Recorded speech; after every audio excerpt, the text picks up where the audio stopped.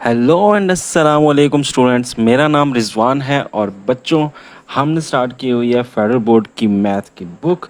और last video के अंदर मैंने आपको कंसेप्ट्स दिए थे, कुछ डेफिनेशंस बताई थी जो एक्सरसाइज 1.1 से रिलेटेड थी। आज हम कंप्लीट एक्सरसाइज करते हैं। सो जी, ये पहला हमारे पास क्वेश्चन है और पहले क्वेश्चन में हमें कहता है कि represent each number on the number line, यानी इस नंबर को आपने इस नंबर लाइन में बताना किधर है। अब ये नंबर क्या है? एक रैशनल नंबर है, यानी 3/4 है।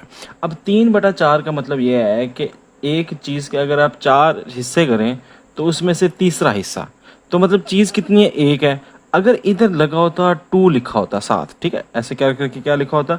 2 लिखा होता, तो इस 2 का मतलब था कि 2 चीज़ें पूरी हैं और चौथी तीसरी जो चीज़ है उसके 4 हिस्से करो, उसमें से तीसरा हिस्सा, ठीक है। तो ये मतलब होता है ना। अब यहाँ पे ये होल नंबर तो है नहीं, इसके साथ होल नंबर तो है नहीं ना, कुछ भी नहीं है ना, सिर्फ 3 पड़ा है। तो इसका मतलब ये है कि ये एक से कम है, एक से नीचे है, यानी एक ही चीज़ है, उसके भी 4 हिस्से हुए हैं, उसमें से तीसरा हिस्सा। तो आप जब इसके साथ होल नंबर नहीं होगा तो इसका मतलब ये है कि ये 0 से लेकर 1 के बीच में आएगा, ठीक है। अब आपने क्या करना है? 0 और 1 के बीच में 4 हिस्से कर लेने। कितने हिस्से हैं? टोटल 4 हिस्से हैं ना, तो आप 4 हिस्से कर लें। ये देखो 0 1 ये है ना, तो यहाँ से शुरू किया 1 2 3 और ये चौथा हिस्सा खुद, ठीक है।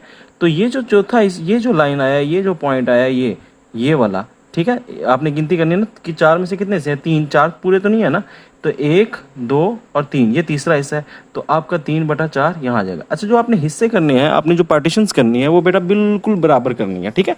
दूसरा तरीका ये है, इसको कैलकुलेटर पे सॉल्व करो, तो इसको कैलकुलेटर पे सॉल्व करो तो 0.75 आएगा। तो 0.75 जो है वो 1 के करीब करीब है ना, 1 से छोटा है और आधे से बड़ा है, तो उसके दरमियान में आ रहा है। तो वो इस तरीके से भी कर सकते हैं, बट अगर आपके पास रैशनल नंबर है ना डायरेक्ट, तो फिर इस तरह कर लें। इर्रेशनल में फिर आप पॉइंट्स में चले जाएं, ठीक है। यहाँ पे ये आ गया 3/4। अच्छा, नेक्स्ट क्वेश्चन देखें। इसमें कहते हैं -1/3। अब अगेन देखें, होल नंबर इसके साथ कोई भी होल नंबर नहीं है और है -1/3, तो इसका मतलब यह है कि ये 0 और 1 के बीच में आएगा, है ना? नहीं, 0 और -1 के बीच में आएगा, क्योंकि ये माइनस लगा हुआ है। तो जब माइनस लग जाएगा तो अब उल्टा जाना है, ठीक है। अब उल्टा जाना। अब हिस्से कितने हैं? टोटल 3। देखो यहाँ से शुरू होगा 1 2 और ये 3, यानी एक इस पहली चीज़ के मैंने कितने हिस्से कर दिए? 3 हिस्से कर, और 3 में से कितना हिस्सा? -1, यानी ये वाला आएगा, ठीक है, ये वाला। तो जब माइनस होगा तो आपने 0 से पीछे जाना है ना, तो ये आ गया -1/3। ये है कि -1/3 का मतलब क्या है कि -1 के जो हैं आपने 3 हिस्से किए हैं, उसमें से पहला हिस्सा, ठीक है, तो -1/3। अगर इसको वैसे सॉल्व करना, ये आ जाएगा -0.33 आ जाएगा ना इसका डेसिमल, तो वो भी आप उस हिसाब से भी अंदाजे से लगा सकते हैं, ठीक है। अच्छा, आगे है 4 होल 1/2, यानी 4 नंबर पूरे हैं। ये देखो, 1 पूरा, 2 पूरा, 3 पूरा, 4 पूरे हैं, और जो पांचवा है ना उसका आधा है, 1/2। 1/2 का मतलब होता है ना आधा। तो अब कितने हिस्से करने हैं? 2, 4 पूरे हैं, और उसके बाद जो अगला है उसके 2 हिस्से करोगे तो 2 में से 1, यानी आधा हिस्सा, ठीक है। तो यहाँ पे आ जाएगा 4 होल 1/2। तो यहाँ पे बेशक आप इसको ऐसे मार्क भी कर लिया करें, ठीक है, नुक्ता लगा के। तो यहाँ पे आपका आएगा 4 होल 1/2।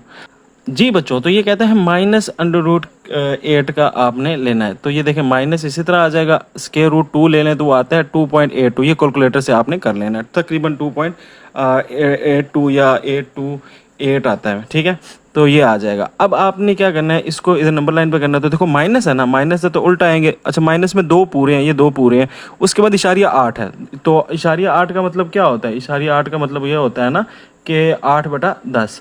तो अब या इसके बाद आप इसके 2 के बाद 10 हिस्से कर लें और इसमें से 8वां हिस्सा देख लें, या अंदाजे से खुद ही मैं कर देता हूँ कि ये देखें 2.8 तकरीबन 3 से थोड़ा सा पीछे आ रहा है, 2.8। तो यहाँ पे आपका होगा ये वाला नंबर, ठीक है। अगला में देखें, तो अगले में कहता है कि सिर्फ √8 है, तो इसका आंसर क्या है? 2.82। तो ये आ जाएगा यहाँ पे बिल्कुल वैसे जैसे पीछे किया है, सिर्फ साइन का फ़र्क है, ठीक है। उसके बाद आ जाता है हमारे पास नेक्स्ट। अच्छा, -4 होल 1/2, ये भी पीछे हमने किया है। तो -4 का मतलब है कि -4 पूरे के पूरे, यानी यहाँ तक तो पूरा का पूरा हिसाब है, -1 से 2 -3 -4 पूरे के पूरे, और आगे जो है उसका आधा। 1/2 क्या होता है? आधा, यानी आगे 2 हिस्से कर दें, उसमें से एक हिस्सा। तो यहाँ पे आपका 4.5 आ रहा है, -4.5 है, तो ये आ जाएगा -4.5, ठीक हो गया। उसके बाद आपके पास कहता है 1/3। तो देखें, होल नंबर है कोई? नहीं है ना, होल नंबर नहीं है, तो इसका मतलब ये किसके बीच में होगा? 0 से 1 के बीच में होगा, जब होल नंबर नहीं है। तो कितने हिस्से करने हैं? 3 हिस्से करने हैं, 1 2 3, 3 में से कितना हिस्सा है, पहला हिस्सा, ये पहला हिस्सा यहाँ पे है, तो यहाँ पे आपका होगा 1/3, ठीक हो गया। अच्छा, अब -7/8, अगेन इसमें बच्चों देखो कि होल नंबर नहीं है और माइनस है। अब इसका मतलब है कि ये 0 और -1 के बीच में होगा, ठीक है ना। जब होल नंबर नहीं है तो इसका मतलब 0 और 1 के बीच में, जब माइनस है तो इसका मतलब 0 और -1 के बीच में। अब हिस्से कितने करने हैं आपने, 8, ठीक है। तो जब आप इसके 8 हिस्से करोगे, ये देखिए मैं 8 हिस्से करता हूँ, तो देखो 1 2 3 4 5 6 7 8, ठीक है, 8 हिस्से हो गए। 8 में से कितना हिस्सा, 7वां हिस्सा, ठीक है। आपने बराबर बराबर हिस्से करने हैं, ठीक है। ये भी मेरी तरफ से बराबर नहीं हुए, मैं दोबारा चलो ट्राई करता हूँ। 1 2 3 4 5 6 7 8, ठीक है, अभी भी नहीं हुए। तो आपने बराबर बराबर हिस्से कर लेने, और इसमें ये 7वां हिस्सा जो है, 7वां, वो आपका -7/8 आ जाएगा। अच्छा, 8 आखिरी हिस्सा ना हमेशा नंबर के ऊपर पड़ेगा, ठीक है, 8वां हिस्सा 1 के ऊपर आएगा ना। तो इस तरह करके आपने अंदाजे से कर लेना है। अब जी कहता है identify the property that justifies, तो अब हमने प्रॉपर्टीज को आइडेंटिफाई करना है। अब ये कौन सी प्रॉपर्टी है, देखो 1 को मल्टीप्लाई किया, तो यहाँ पे मल्टीप्लाई किया तो इसका मतलब कि मल्टीप्लिकेटिव कोई चीज़ लगेगी, ठीक है। अच्छा, क्या किया हमने, मल्टीप्लाई किया ऐसे एक नंबर को 1 से, और वही चीज़ आ गई है, यानी y-2 को 1 से मल्टीप्लाई कर y-2 आ गई, यानी उसकी शनाख्त बरकरार रही। और शनाख्त को क्या बोलते हैं, आइडेंटिटी, मैंने पिछली वीडियो में बताया था। तो ये होगी मल्टीप्लिकेटिव आइडेंटिटी, ठीक है, प्रॉपर्टी। अच्छा, नेक्स्ट कौन सा हमारे पास, अब ये देखें, कहता है 0.2 को 5 से मल्टीप्लाई करो 1 आ जाए। मल्टीप्लाई करने से अगर आंसर 1 आ जाए, अब देखो 0.2 को मल्टीप्लाई करो 5 से तो क्या आ जाए, 1 आ जाए, और 0.2 को इशारिया में कर दो तो क्या होगा, 2/10 मल्टीप्लाई बाय 5 = 1, और इसको 2/10 को अगर आम जबान में लिखें तो ये 1/5 आता है ना। तो इसका मतलब क्या है कि ये 1/5 है, इसको आप 5 से मल्टीप्लाई कर रहे हो, तो 1/5 को 5 से मल्टीप्लाई कर रहे हो, तो 5 और 1/5 एक दूसरे के क्या है, इन्वर्स हैं, और इन्वर्स करने ही से जवाब जो है वो 1 आता है। तो इसका मतलब क्या है कि ये एक दूसरे के मल्टीप्लिकेटिव इन्वर्स है। तो मल्टीप्लिकेटिव इन्वर्स को आपस में मल्टीप्लाई करो तो क्या आंसर आता है, आंसर आता है 1, ठीक है। तो ये मल्टीप्लिकेटिव इन्वर्स आ जाएगा।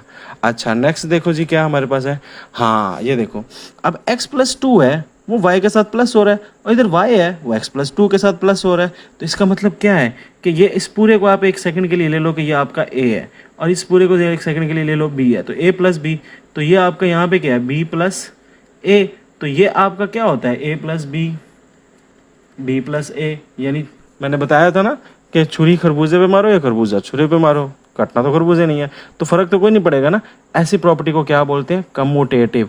अच्छा, इसमें ब्रैकेट देख के ना कुछ बच्चे एसोसिएटिव डाल देते हैं, नहीं, इसमें आपने देखना है कि पोजीशन सिर्फ चेंज हो रही है और 2 ही नंबर हैं। ये देखो, ये एक इसके पहले था, अब ये पाई पहले आ गया, x+2 आ गया, ठीक है। तो इसमें आपने कंफ्यूज नहीं होना। नेक्स्ट क्वेश्चन देखें, उसमें क्या है, अब ऐड हो रहा है, सो इसका मतलब ये तो कुछ एडिटिव के साथ इसका ताल्लुक है, ठीक है।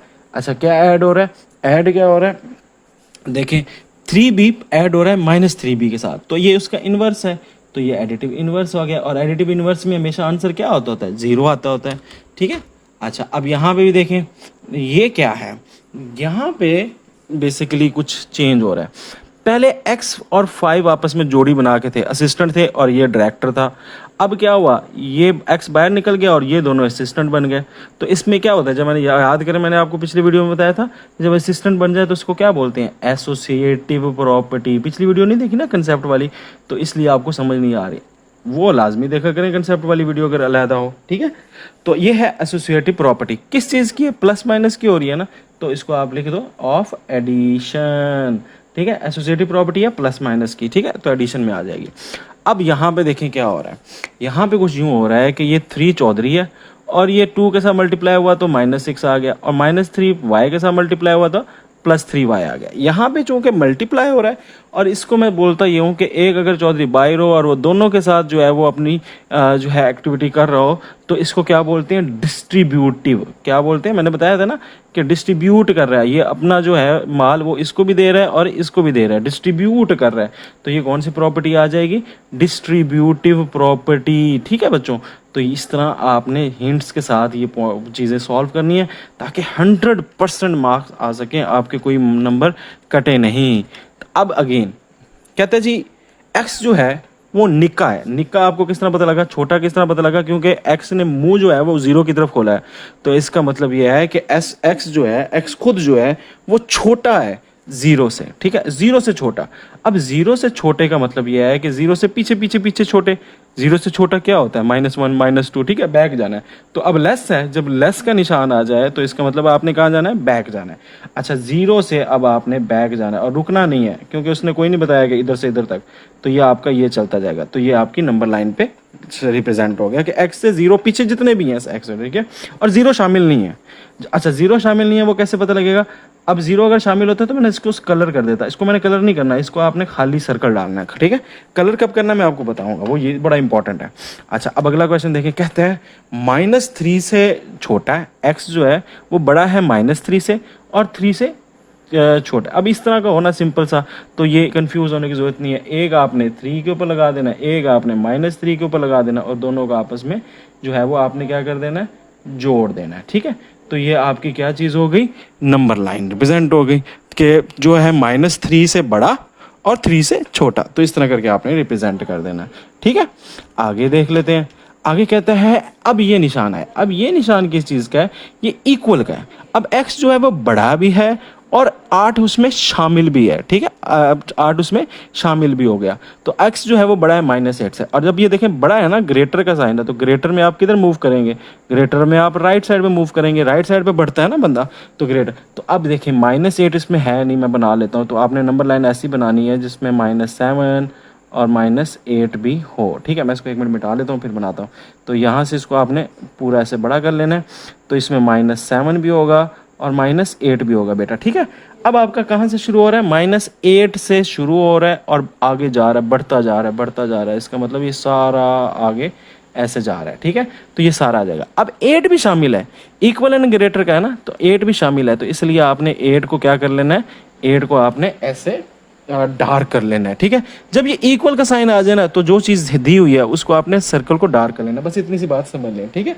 फिर ये सर्कल डार्क कर देना है, इसको कलर्ड कर देना है, ठीक है। अब अगला देखें, कहते हैं जी x बड़ा है जीरो से, यानी जीरो से बड़ा है। तो ग्रेटर अगेन आ गया ना, ग्रेटर। और ग्रेटर में किधर जाएंगे? आगे साइड पे, राइट साइड पे, ठीक है। तो इसका मतलब है कि जीरो से ग्रेटर है, तो ये आपका ये निशान आ जाएगा। सारे जीरो से जितने भी बड़े हैं, 1 2 3 सारे आ जाएंगे। जीरो नहीं है बीच में, जीरो होता तो मैं सर्कल कर देता, जीरो नहीं है, ठीक है। अच्छा, अब क्या कहते हैं? x जो है वो छोटा है -3 से। छोटा का आ गया ना, लेस का निशान आ गया। अब देखो x की तरफ उसका मुंह नहीं है, ये देखो x की तरफ मुंह खड़ा हो तो मैं कहूँ ग्रेटर है। अब x की तरफ मुंह नहीं लगा हुआ है, x के बैक साइड पे है, उसकी बैक है उसकी साइड, तो अब मैं कहूँगा छोटा है, लेस है, ठीक है। ये बस सिंपल सा है, कंफ्यूज नहीं होना। तो कहते हैं x जो है वो छोटा है, लेस है। लेस में कहाँ जाते हैं? बैक साइड पे। तो ये कहते हैं -3 से छोटा है, तो ये लो -3 से छोटा चला गया ऐसे। अब मैंने -3 को कलर करना है? नहीं करना -3 को कलर, ठीक है। तो इसका आपने ख्याल रखना है। अच्छा, आगे आ जाए -4। अच्छा, अब ये देखो, अब कहते हैं x बड़ा है -4 से, तो हमारे पास एक -4 आ गया। और x जो है वो छोटा और बराबर है 4 के, तो ये हमारे पास 4 आ गया। अब यहाँ पे जो कि उसने बराबर का निशान डाला है, बराबर का निशान डाला है, तो इसलिए इसको मैं क्या कर दूंगा? कलर कर दूंगा। यहाँ पे उसने नहीं डाला, -4 के साथ नहीं डाला, तो इसलिए मैं नहीं डालूंगा। अब ये आपका यहाँ से ऐसे इधर तक आ गया है पूरा का पूरा, ठीक है। तो ये आपका इसके अंदर सारे के सारे शामिल हो जाएंगे, मगर इसको आपने कलर नहीं करना, सही है। एरो नहीं लगाना, सॉरी, ठीक है, एरो नहीं लगाना। ये ऐसे और ये ऐसे, इसको आपने कलर कर देना है, और इधर कलर नहीं करना, और ऐसे लाइन जोड़ देनी है, ठीक है। एरो नहीं लगाना, एरो का मतलब होता है ना चलता जा रहा है, ये रुक रहा है, ठीक है। तो ये आपका नंबर लाइन पे आ गया, ठीक है। आगे कहते हैं जी प्रॉपर्टीज़ बताएं। 9x 9x के बराबर है, तो मतलब कि शीशे में वही अपनी चीज़ रिफ्लेक्स नज़र आ रहा है ना, वही चीज़ आपको नज़र आ रहा है। तो ये क्या है? Reflexive property. किस चीज़ की? इक्वालिटी की है ना, तो आगे पूरा लिखना है, रिफ्लेक्सिव प्रॉपर्टी ऑफ इक्वालिटी, ठीक हो गया। अच्छा, फिर बराबर का निशान है ना बीच में। अच्छा, अब देखो, कहते हैं कि x प्लस वाई जो है 2 है, वो y के बराबर है। y जो है वो 2x3 के बराबर है। तो x प्लस 2 और 2x माइनस 3 भी बराबर होंगे। अब इसने इसमें क्या किया? प्रॉपर्टी को ट्रांसफ़र कर दिया। कहता है y मेरे इक्वल था, y तुम्हारे इसके इक्वल था, तो y इन दोनों के इक्वल भी होगा, ठीक है। तो इसमें जो प्रॉपर्टी है वो ट्रांसफ़र हो रही है। तो जब प्रॉपर्टी ट्रांसफ़र हो रही हो तो हम फिर क्या लिखते होते हैं? फिर हम लिखते होते हैं ट्रांजिटिव प्रॉपर्टी। तो कौन सी प्रॉपर्टी हो जाएगी? Transitive property. अच्छा, बीच में इक्वल टू है ना, तो इक्वल की, तो ट्रांजिटिव प्रॉपर्टी ऑफ इक्वालिटी, ठीक है। ये जल्दी से मैं लिख लेता हूँ ताकि आप लोगों का टाइम ज़्यादा ना लगे। अच्छा, अब देखें क्या कह रहे हैं। अब कह रहे हैं 2x plus 3y and y is equal to 2x+3।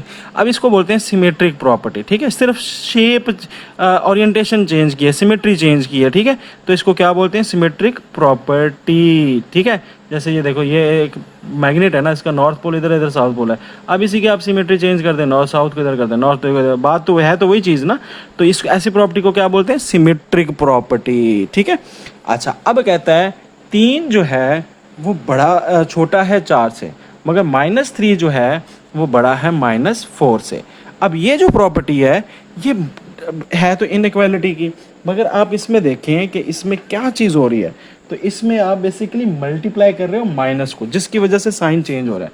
तो ये हो जाएगी मल्टीप्लिकेटिव प्रॉपर्टी। मल्टीप्लाई कर रहे हो ना माइनस को दोनों साइडों पे, जिसकी वजह से, और मल्टीप्लाई माइनस से करते हैं तो क्या होता है, साइन चेंज हो जाता है।